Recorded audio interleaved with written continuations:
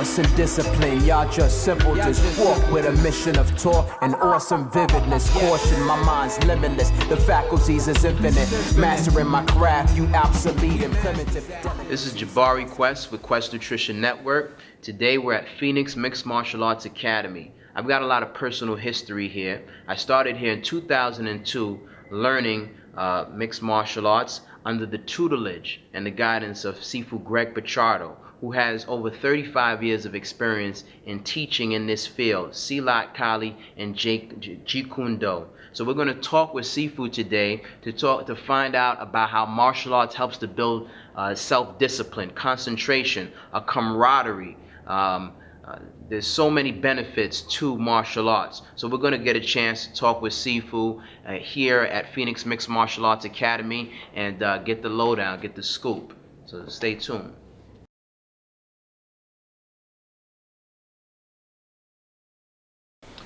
So Sifu Greg, welcome to Quest Nutrition Network. I definitely appreciate your time, sitting with us today and talking to us about Phoenix Mixed Martial Arts. And right off the bat, what is the origin? What is the origin of Phoenix Mixed Martial Arts? The background, your background.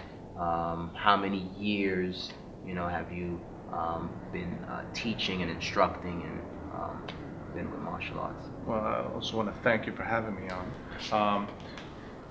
I've always loved the martial arts. I studied when I was a little kid, studying traditional karate and judo and Wing Chun and boxing.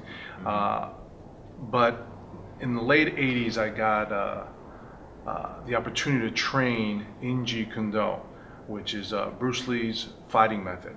And having the opportunity, which was pretty rare at that time, to find anyone that taught that art, I was fortunate to be able to find a person named Neil Culliff to train with, which led me on my path that I am on now, which is studying many different systems. From Jeet Kune Do, it branched out to Filipino martial arts, which is Kali, Eskrima, and Arnis, plus Savate, which is French kickboxing, Wing Chun, Kung Fu, Indonesian Silat, which is a very rare system that we specialize in our school, besides shoot fighting and Thai boxing and a few other different arts that we dabble in. So we started doing that, and then I got the opportunity in 2001 to open up a school in Floral Park. I had a school before that, but this was the first school that I opened up solely as the practitioner and the sole instructor.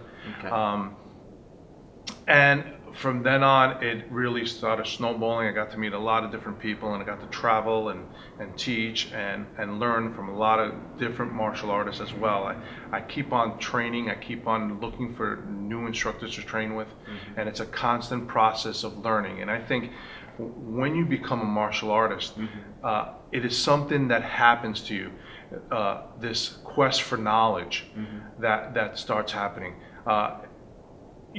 There are times in life that we go into a routine and we kind of just go to work and come home, but the martial arts kind of gets you that hunger for knowledge. And sometimes in the beginning, it's the hunger for martial art knowledge, and then after a while, it's just knowledge in general. So I have a lot of my students that they might not have picking up a book in years, and all of a sudden they start reading again, 20 years later, because they just want to have more knowledge. So I find that that's a big benefit of doing martial arts, and what I found personally myself is that constant knowledge of everything. I wanted to know about everything and have a good understanding of everything as well. That's awesome. That's awesome. Now, can you talk about some of the benefits of the students participating in martial arts, how it builds up character, discipline, concentration, and also the camaraderie, of the brotherhood, so to speak, that people who are participating in this? Well, the camaraderie, absolutely. I think we all, as humans, want to be a part of something. At times, back in the day, we were in tribes. Everybody wanted to be part of a tribe and of a group, and now you see, this social gatherings, that there's groups, and it might be like a Knights of Columbus or Boy Scouts, whatever, but it's being part of something, and we all need it. Right. And this is a place, martial arts in general, to be able to come together in a place where you have people that are very positive thinking, that it's a very positive thing to yourself besides mentally and physically, and it takes you away from other things that might do harm in your life, Right. like drugs or crime or things like Gangs and that, stuff. gangs and all that. Because if you're not part of this, you find the youth are looking for something to belong to, and what happens is then the gang situation comes in. They just want to belong, and they have something missing. Maybe it's something in their home, or maybe it's just in general they might be shy. But all of a sudden somebody comes in and says, be part of this family, and they might go to a gang. Here we're telling them, come and be part of our family, and they love it. They love being here, and that's the thing about martial arts, and that camaraderie. Plus learning all the benefits, like focusing. I mean, we all need to focus better, and to be able to focus, because you want to achieve something in your life, whatever it might be. Right. You need to focus and concentrate on it. We live a life now, especially now with computers and technology that you get a lot of information very, very quickly. Sometimes it's even hard to focus on one thing. You're just jumping back and forth. Here it kind of tells you have to sit down, take a breather, and think, because you have to be able to perform the technique or the maneuver or whatever the situation is, or it might cost you. So our thing is, it gets you time to focus. Also, by learning something, it also gives you confidence. By feeling good about yourself, it's only going to benefit in your life. Right. So when you all of a sudden you come to the school and you're doing something, it might be difficult in the beginning, but then after a while, you're able to do it and you succeed at it, then you feel really good, and it kind of leads again to other things. You're gonna, hey, I couldn't do that form, or I couldn't do that technique, but now I can. Wow. Now, you know what? I can do anything in life. I can, that job, that promotion, I can go for that now. Or, that subject, I'm in school and it's kind of hard. You know what? If I put a little more focus, a little more time into it, I can accomplish it. So that's what you're also going to get while training martial arts. It kind of gives you those tools to do that. Now, a lot of people view martial arts and its physicality, the force and the fighting, but a lot of the martial arts is very mental. Can you talk about, just the mental aspect of martial arts? Yeah, a lot of people have this misconception when they think of martial arts. It's all about fighting, and it's really not. It's really about not fighting, But what happens is, through the training, what happens is you become aware of yourself, right? And you learn your limitations, your fears, your strengths. All these are important. So it's becoming self-knowledge, really, and it's not so much. I mean, some guys will join the school and they'll be thinking about, they need to protect themselves, and you can protect yourself, absolutely, physically. Right. But then they get to a point and they understand that it's not about the physical self-defense. It's about the mental self-defense, how to get out of situation, how to avoid situations, and how to use the concept and the strategies of combat in their daily life, not for fighting, but to deal with problems in their life, situations, anything that might occur. They learn how to deal with them in a much more positive and much better way. In a more constructive way. Absolutely. Finding a way out and things like that, finding different ways to handle their problems. Yeah, and it won't be with violence. Right. Right. Excellent.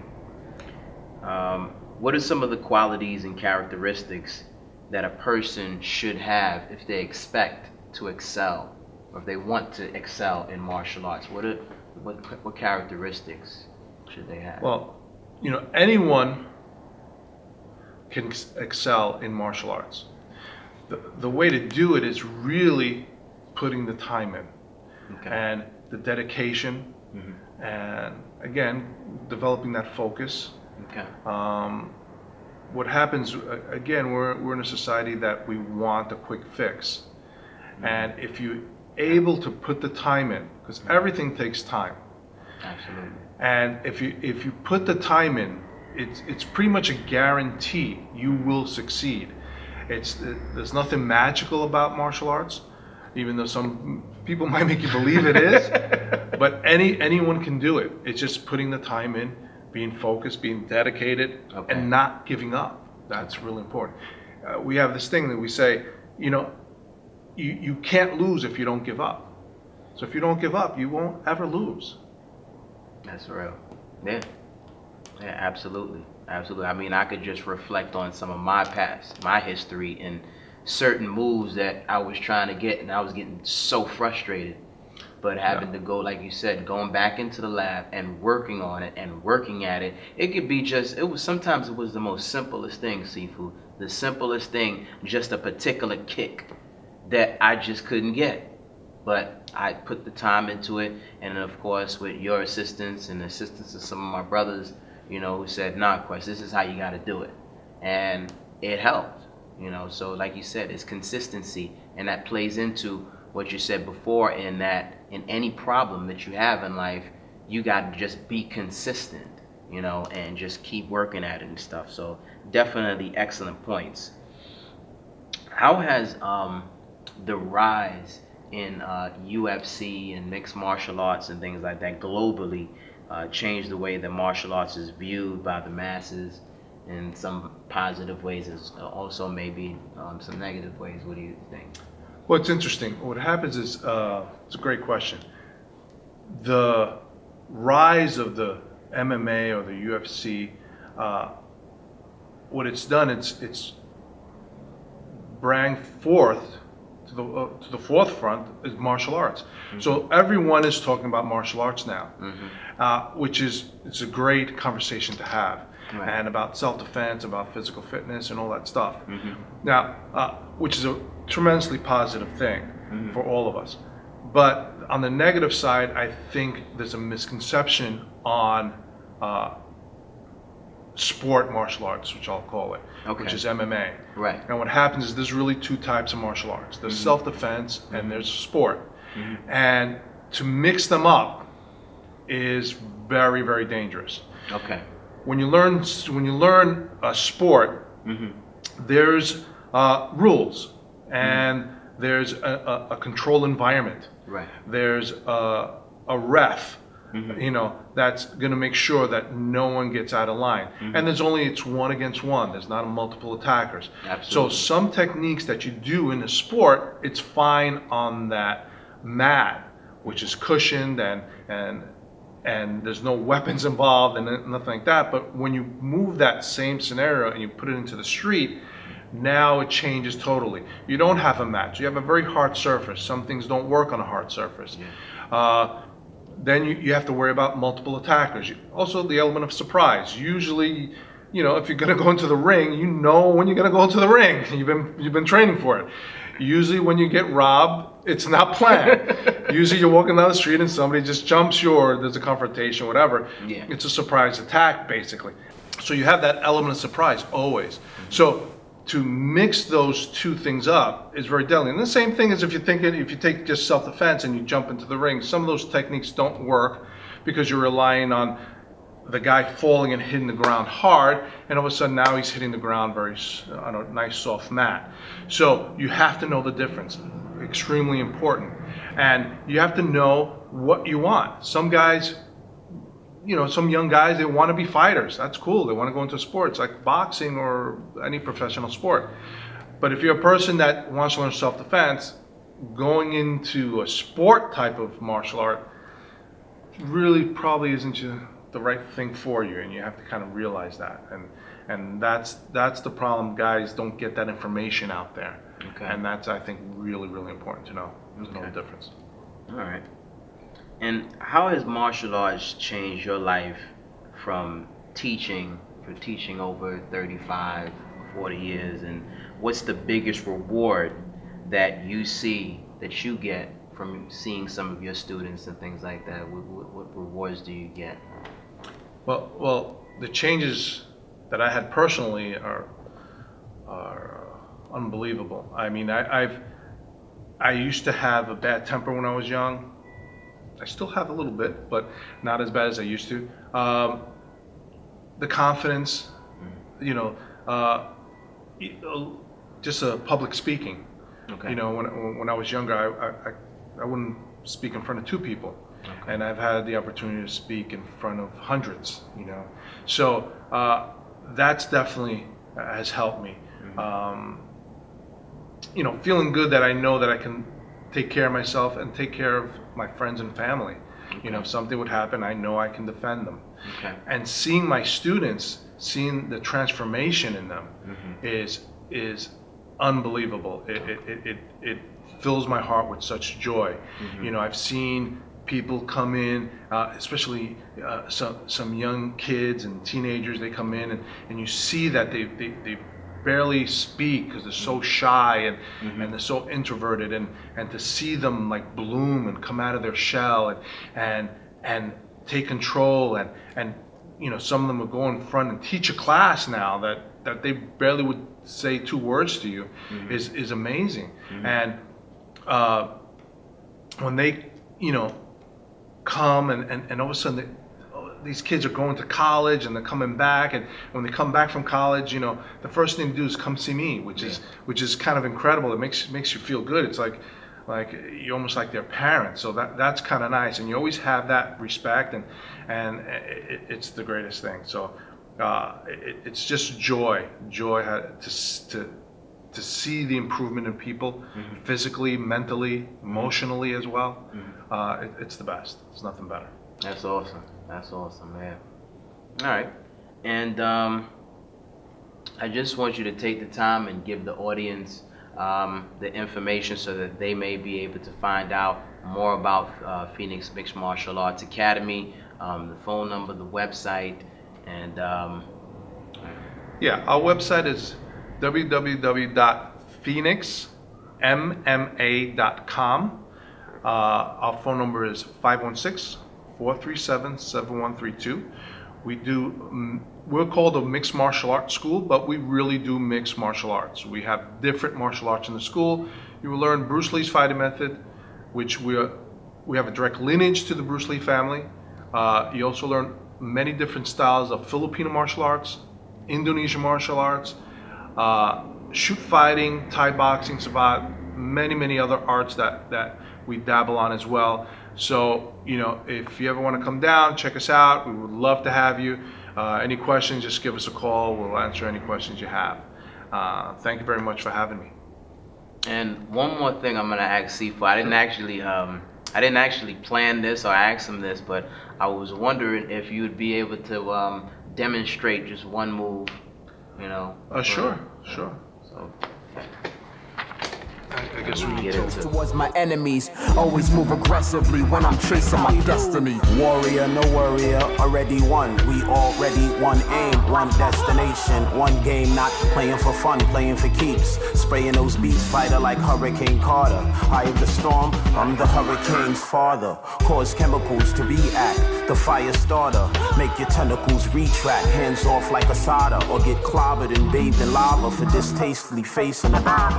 Dump a bloody butthole in your butthole. Cutthroats get cutthroat, gun tote like the gun show. What's a garage sale? Your garage pair, trash bag. Her rat with a max pad, half dead, wearing that price tag. Cause you backstab. Kill off them snakes, you have to chop them down, yaffy. Kill all them snakes so they can't come back around. You have to kill all them snakes, no matter black or brown. You have to kill all them snakes. Hey.